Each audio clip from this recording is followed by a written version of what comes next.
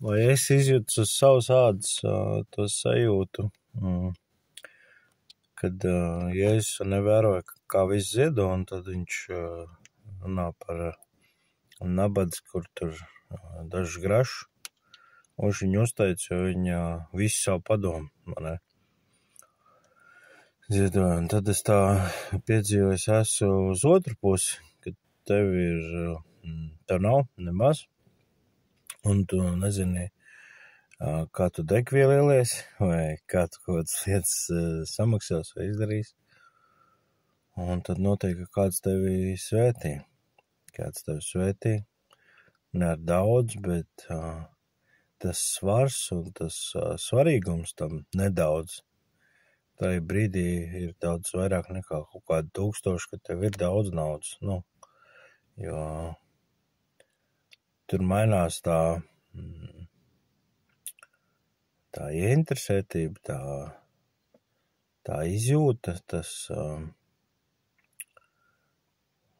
kā pateikt, nozīmīgums, tas būtu vairāk, laikam, šis vārds.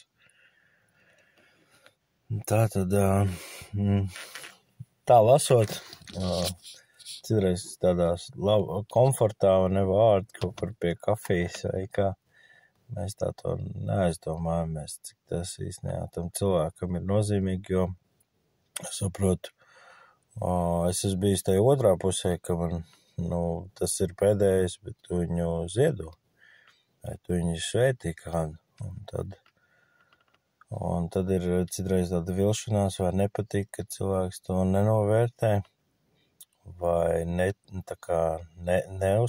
ne jau tas, ka tu to sagaidi, bet tu redz to kopējo attieksmi, kad cilvēks tā viegliprātīgi izturās pret to doto, un es zinu, ka tas priekš maniem vienmēr liek sarosīties un ļoti novērtēt, ja kāds atbalsta tev vai kāds palīdz tev, un arī tāpēc bieži neprasu palīdzību, jo nevēlos tā kā pa tukšo, ne pa tukšo, bet ja tu arī to atrisināt, kāpēc tev prasīt palīdzību, tērēt cita laiku, tērēt cita nervus un viņa vai darīšanas, lai izdarītu savas kaut kādas lietas.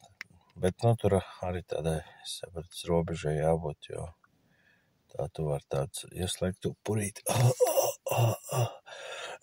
Ko tad es prasīšu? Bet, ja vajag, tad ir jāprasa. Un vienkārši jādara lietas un tā, bet tas svarīgums, tas smagums, tas jau baigi svarīgi, jo tas iespiežās. Un tāpēc arī Kristus mūs aicina, kad svētīja tos, nekam nav, kas nevarēs atgriezt. Tas nozīmē, ka viņi ir tādā vakumā, tādā trūkumā, kad viņi to ļoti novērtēs. Ka viņiem tas vismaz iespiedīsies atmiņās. Un ja viņi zina, ka tu esi Kristu un tu dari ar Kristus motīvu vai ne lietas, tā iespējams var būt par liecību, kur kāds var darboties un skubināt un raisīt lietas.